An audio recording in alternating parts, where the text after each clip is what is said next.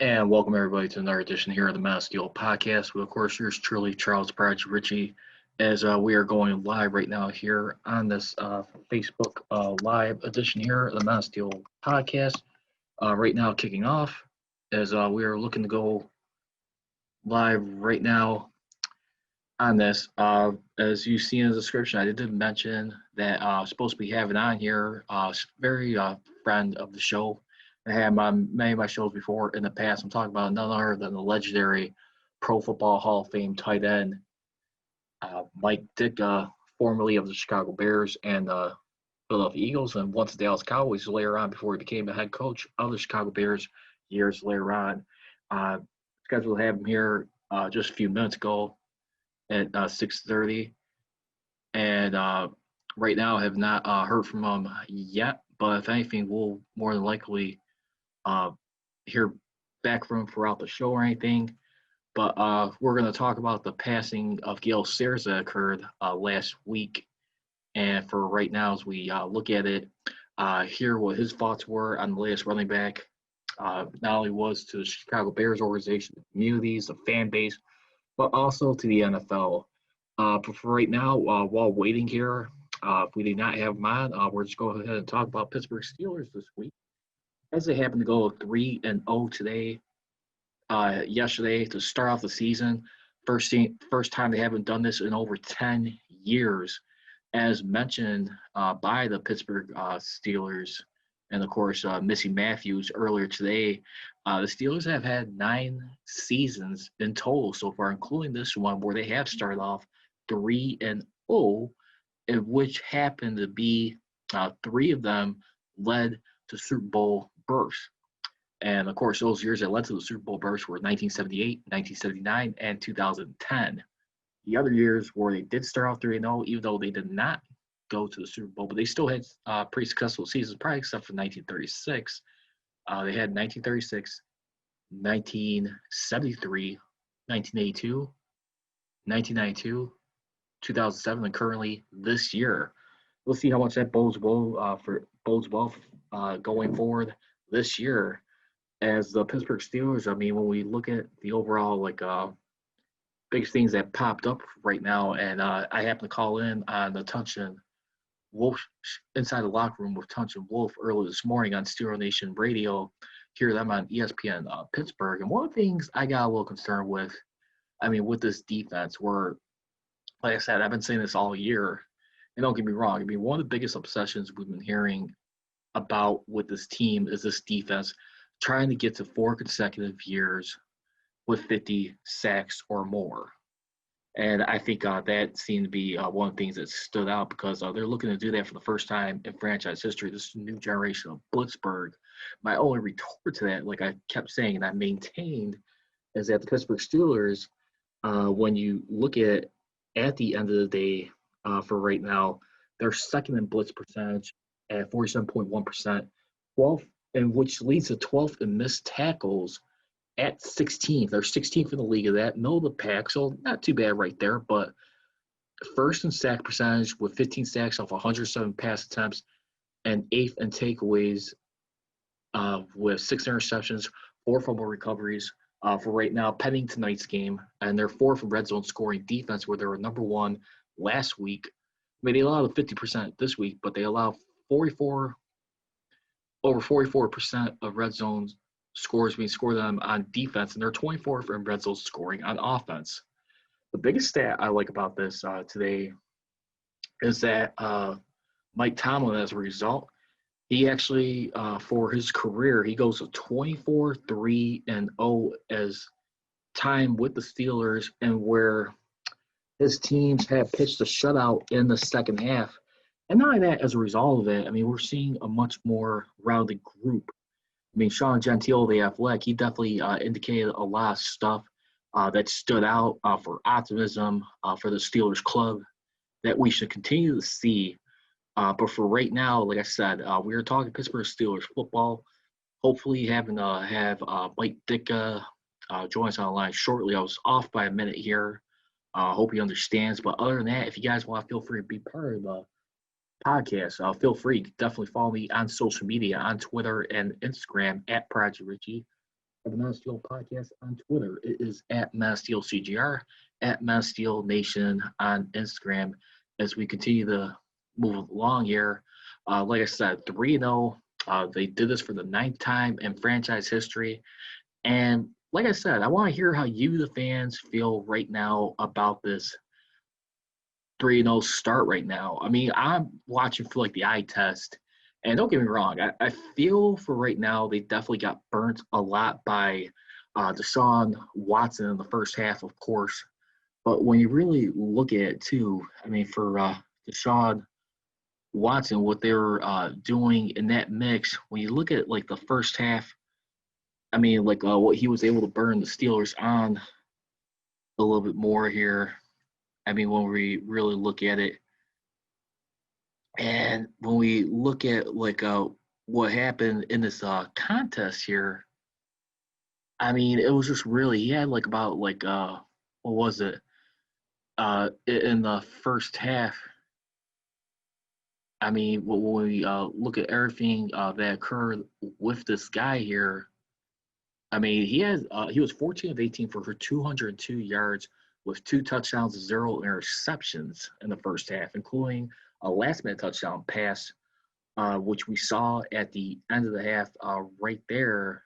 I mean, put, I believe, the Texans up at that time 21-17 at the half, I believe it was, if I'm not mistaken. But anyway, I mean, the Steelers, I mean, did find a way to do what they had to do. I mean, they had to pull within a point, 21-20, but they shut them out the rest of the way. And that's one thing, I mean, Mike Tomlin continues to have successful in his career is the second half shutouts. In his coaching career, when we Garrett and put all on the table and how special he is and not having a losing season. It goes to remind you, I mean, how well he does adjusting. I mean, I know the beef will still be about Tomlin having records against losing teams. But let's go ahead and focus on this thing right now a little bit more when we look at it. His second half, when shutting out teams in the second half, I mean, when we look at it, he's only lost 3 other times. The last one being, of course, was 3 years ago, September 24th, 2017, when we look at it. And that was, of course, back in Chicago against the Bears where they lost that game.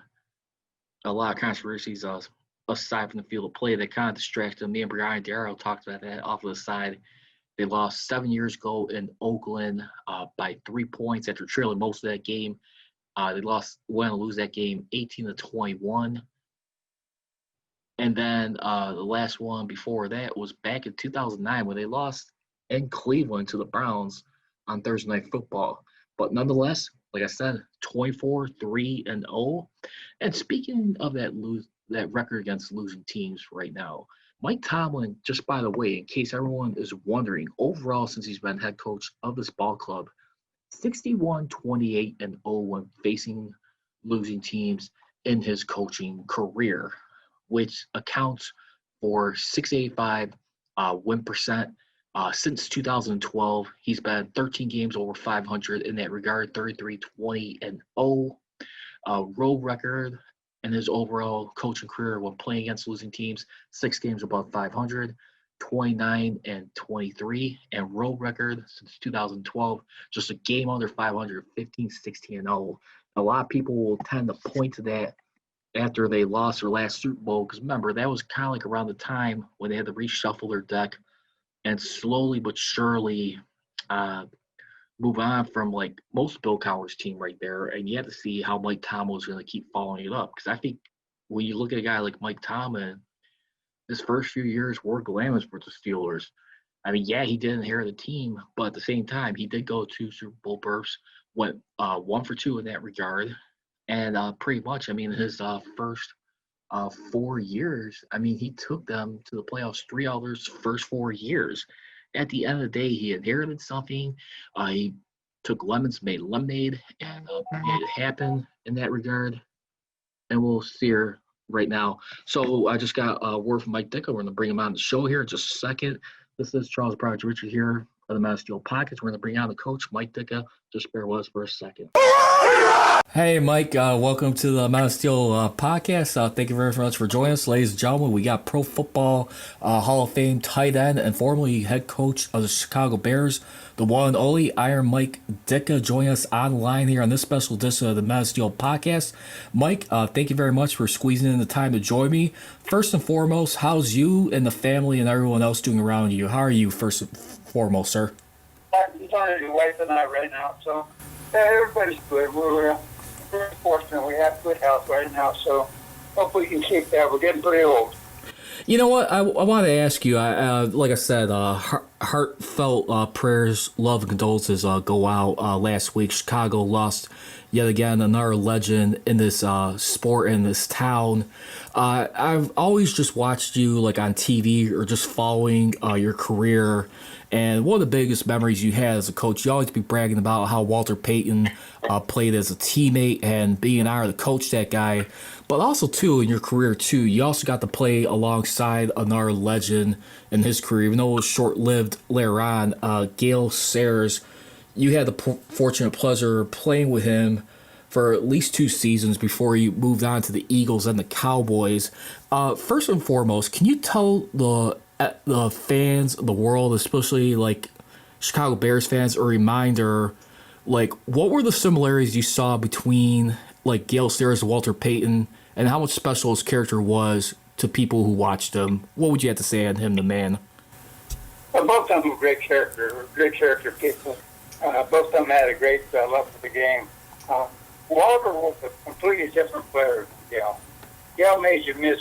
Walter didn't care. He'd run right over you. I mean, they were different kind of runners. That Walter was a power runner. He was an answer, but he was a power runner. Gale was not a power runner. He was fast and strong, but he really was a speed runner. Yeah, you know what? And I remember one of the biggest things that kind of followed you in your career. I remember like one of the stories we'd hear, of course, with like in Super Bowl 20. I mean, you have regrets, like sometimes yes and no, about not having a guy like Walter Payton get on the action, get on the scoring touchdown in that Super Bowl. I just saw like the Football Life once again on Gale Sayers and Dick Butkus, and right there, when you moved on from the Chicago Bears in your playing career to like the Eagles and the Cowboys, because there were some people who mentioned how George Halas didn't really want to like spend and build, get enough players around there to make them a championship level team. Was there ever regret when you transitioned to those teams like the Eagles and the Cowboys that you couldn't win a championship with Sayers and Butkus as it was Peyton in the Super Bowl? What would your response be to that? Well, you know, a lot of it was my choice. I made some bad decisions back then. And so I ended up moving to Philadelphia because of the disaster. When I got to Dallas, that was a very thing that happened because I met Tom Landry, and my whole life was changed. So I'm very fortunate. I mean, sometimes you got to be in the right place at the right time, but I was in the wrong place at the right time. I got put in the right place, so it all worked out. And real quickly, I know you heard some like legendary stories, some prank stories with Walter Payton. Any like funny like moments, sense of humor you experienced with Sayers or Butkus, or particularly during that playing era, you would like to share? Since we're honoring the guy who just passed like not only a week ago, any things that stand out for you? Well, you're talking about class people. When you talked about Walter Payton, you talked about Gale Sayers. And the Bears had arguably two of the greatest runners that ever played the game right there. And I spent lots of the Bears organization, especially to Mr. Alice, because he made sure that you didn't always hit it perfectly, but his draft picks were pretty darn good. No question. I mean, and also the league you guys played for, it was definitely a lot more hard knocks as it was then, as it comes out to be safely right now as it tries to be. I know there's a lot more things trying to be a diverse culture. I know you made your comments well known on that, but we're not going to focus on that. But speaking of the Bears right now, when you look at them, when you transition, I don't know if you happen to see a few minutes or some of their games this year. They're at 3-0 start. No surprise having a quarterback controversy. You got a guy like Nick Foles. What do you feel like your thought is on the current state of the Bears right now, who find themselves 3-0, which they haven't been in 7 years. Anything that stands out to you right now watching this team from afar? They're very well coached football team. They play well. I don't know what they're going to do at quarterback, but I don't think that's the main thing. If they can continue to run the ball on offense and play the kind of defense they play, match up on special teams, they'll be there at the end of the year. They're the best team in our division. They got to stay that way. Awesome, well said. And just to go back, right now, ladies and gentlemen, we're being joined by Pro Football Hall of Fame tight end Mike Ditka, who later on went and became head coach of the Chicago Bears, and later on the New Orleans Saints. Talk to me a little bit more about Sayers right now in this regard. When you were playing alongside him, I mean, in his career, I mean, you and him both had the honor, of course, with Buckets this past year. The honors continue to pile up, making the NFL 100th anniversary team and everything. What would you say right now about a guy like Gale Sayers when you looked at it? Who would you compare them to, like another player? Would you fair to say, was he like the pre-Barry Sanders of his time? I think that would be a pretty good one, but I think he had a little more power than Barry Sanders, but he probably wasn't as elusive. But Gale was just a good all-around football player, and he was a great teammate. I mean, he didn't say anything. He was very quiet. I mean, the game he scored the 6 touchdowns, that was a muddy field. That was crazy. But he was the only one who wasn't playing on a muddy field. Yeah, I mean, you had to play on the conditions real quickly. What was it like real quickly when you had a guy like Gale Sayers playing alongside him and later on becoming a coach? What was the biggest difference between the field conditions in those times, between a Wrigley Field and then later on Soldier Field? What were some special memories between the two that stood out for you during your time together? Well, my whole career with the Bears has played at Wrigley Field, so that has a lot of memories there. But it's just not a good field for football. Really, it isn't. It's not. First of all, it's not big enough. You have too many missing seats in there. But it was good in the sense that the fans were close to the football field and close to the football players, and they loved that part of it. Yeah, and another thing too, I don't know if you could speak on this at all, but when Gale Sayers did get drafted in his football career, he had an opportunity to go with the Kansas City Chiefs at that time. And I remember around this time too, because I watched a lot of football history as well, when the merger just about happened between the AFL and the NFL. How much did that speak volumes for a guy like Gale Sayers to pass on the Chiefs, but to go over and want to play for George Halas, just to reemphasize what you said earlier? Well, I think that's why Gale came to he wanted to play for the Bears, the Chicago Bears, Mr. George Halas, who was the greatest coach in history. So, I mean, that's what it's all about. He wanted to be with the Bears, that they meant something to him. So that's why he came with them. Yeah, no doubt about it. Hey, anyway, that's all I have for you, Coach. I just wanted to say thank you very much once again for joining on here. I know it's been a tough loss, but like I said, another valued man here in today's society, I think, for over the years.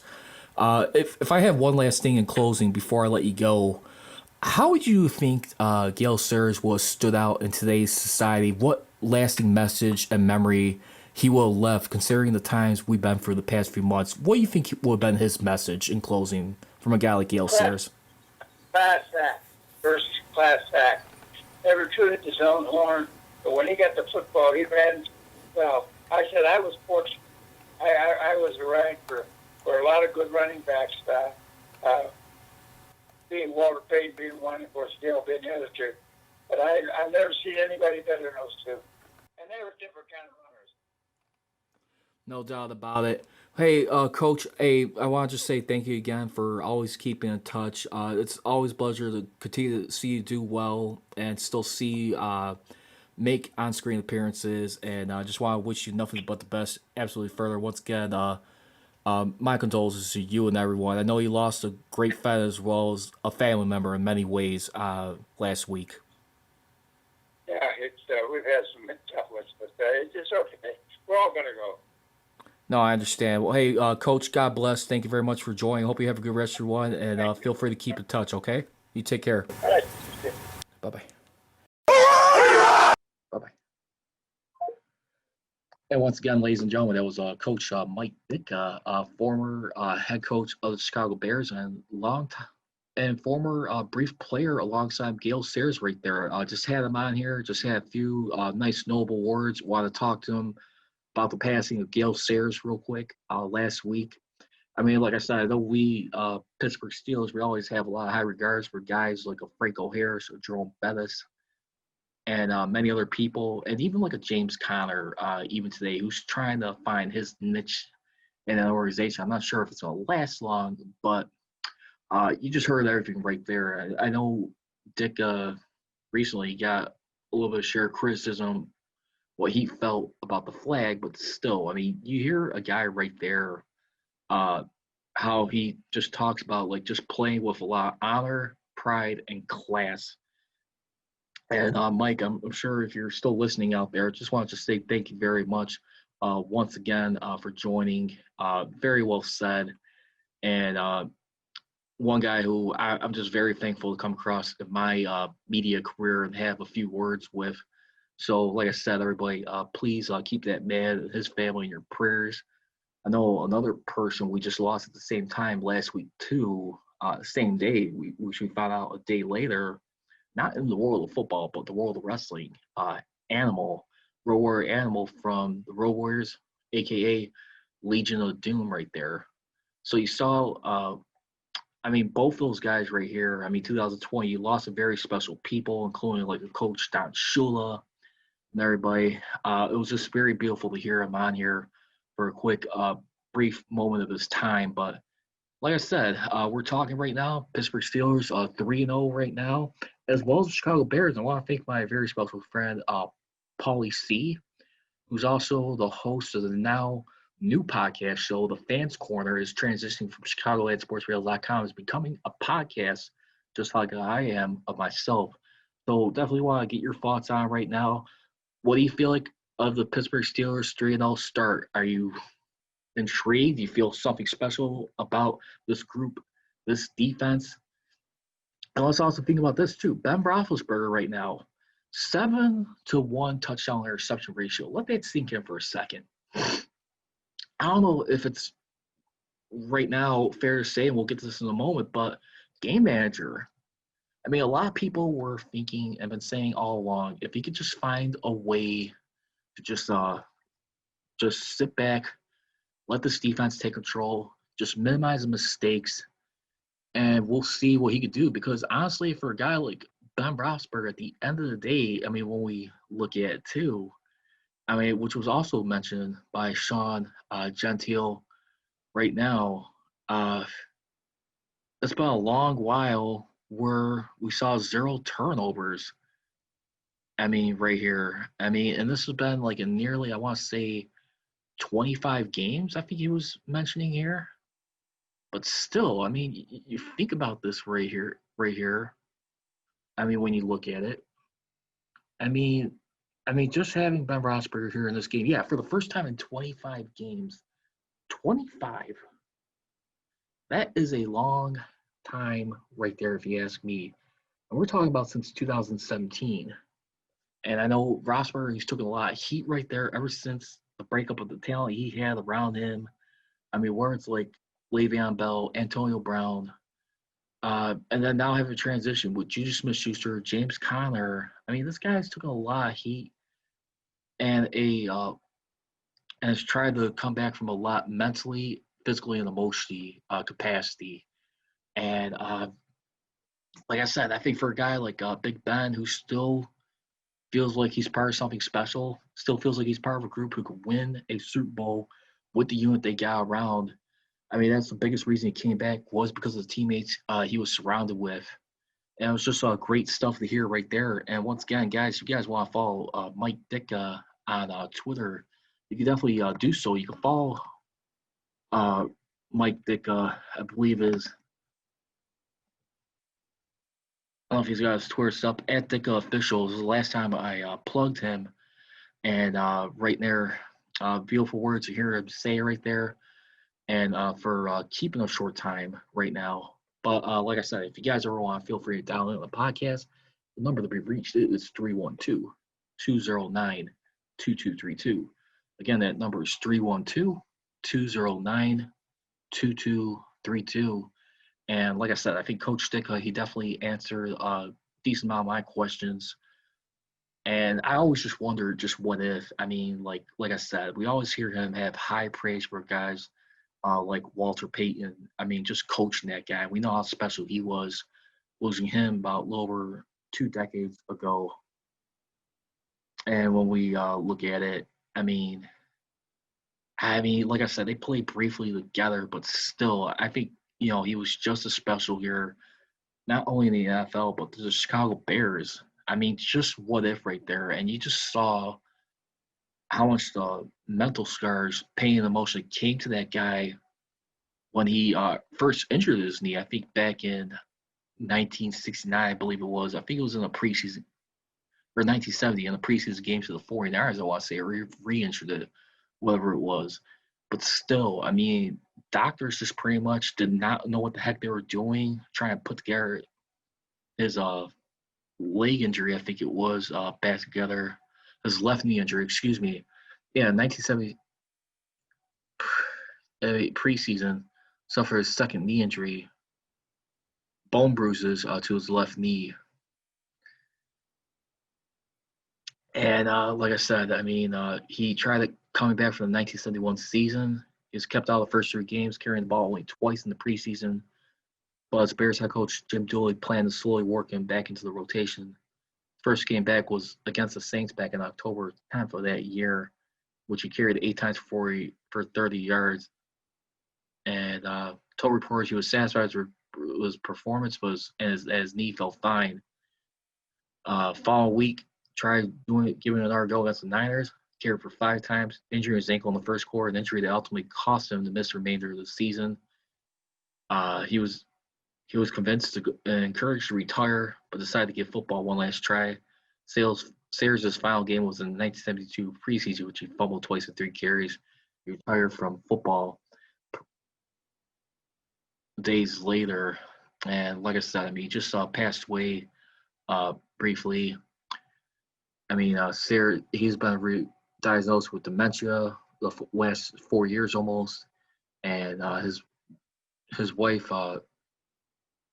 stated that Mayo Clinic doctor confirmed it was likely caused by his football career. It wasn't so much getting hit in the head. She said it was just a shaking of the brain when he took him down with the force. They played the game, and like I said, I mean, that was a guy who I think he came after the NFL years later.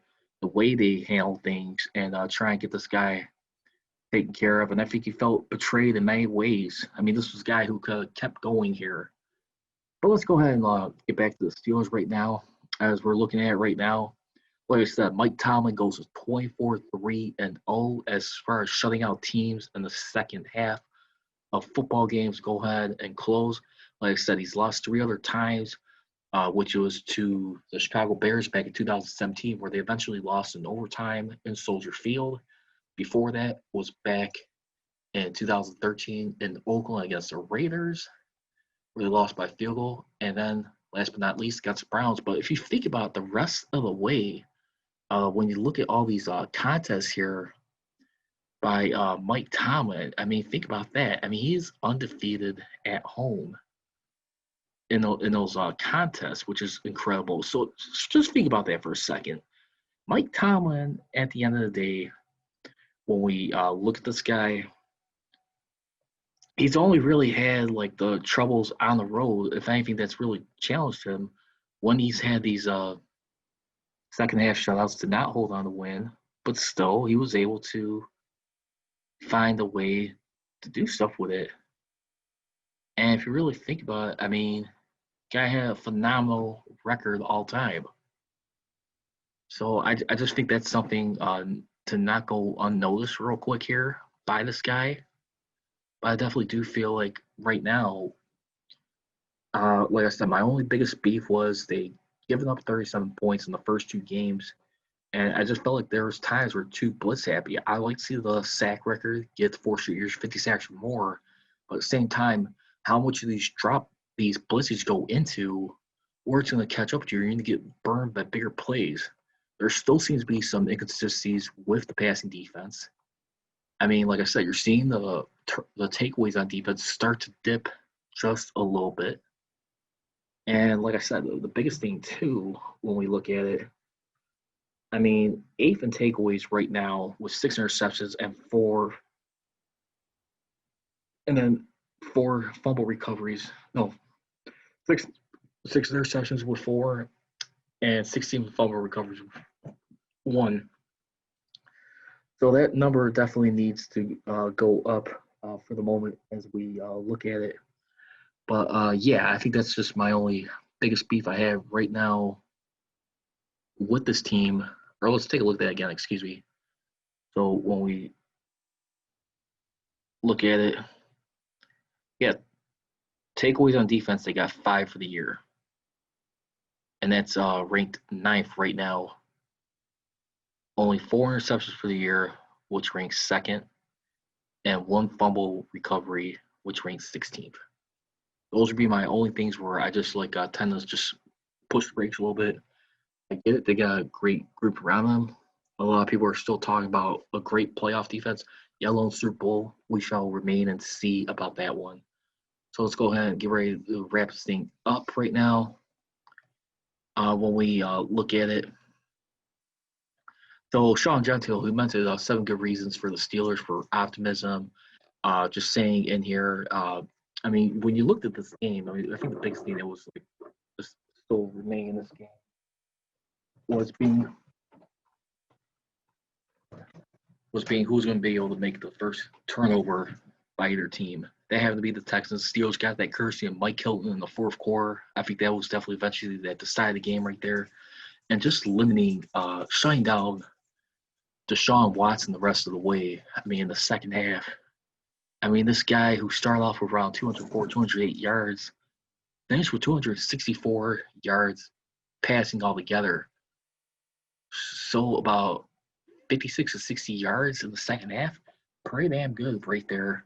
Shutting down the run game once again. Dave Johnson only had 23 yards. They gave up 29 yards as a team. So that's another big prop right there. He also mentioned about James Conner looking like something as the best version of himself. Back-to-back 100-plus yard games with a go-ahead touchdown and a handful of runs. And like I said, that he believes that's what the Steelers and Conner's needs right now.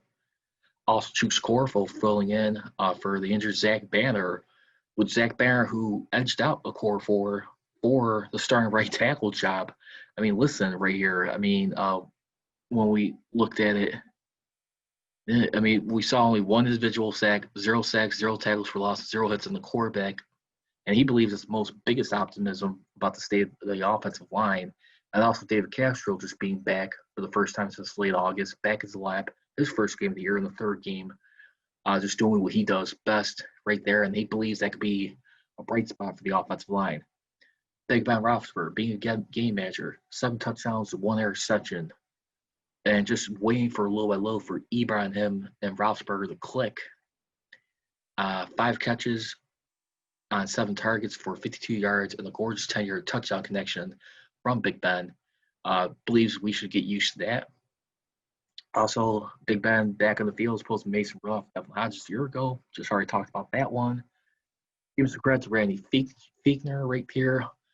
Primary play caller deserves most of the criticism he gets, and his start to the game was brutal, but that was a fun offense to watch as the game progressed.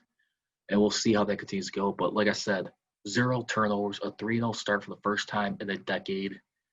And finally, they get one against a playoff team, still a losing team for right now. But when you look at it all in all, I think those are the things that continue to stand out for right now as we look at it.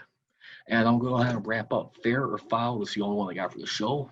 Ben Roethlisberger has transitioned into a game manager for this Pittsburgh Steelers team. I'm going to have to say fair. 7 touchdowns, 1 interception to start off the year. That is pretty darn impressive right now. And if anything, that's going to be any indication right there. I mean, like I said, I mean, you could see Ben getting comfortable. I mean, like getting in the rhythm, throwing the ball, and doing it with ease. You can tell he's definitely not using as much force, but I like this version of him better That's going to do it for this wrap edition of the Mass Steel podcast. Just want to say thank you to Pro Football Hall of Fame, the coach Iron Mike Picka, for joining here on the Mass Steel podcast. Once again, you can follow me on social media on Twitter and Instagram at Prodigy Richey, for the Mass Steel podcast on Twitter at Mass Steel CGR, and on Instagram at Mass Steel Nation. As always, leave you. Don't be trolling. Be rolling. Here we go, Sayers. Here we go. I got it.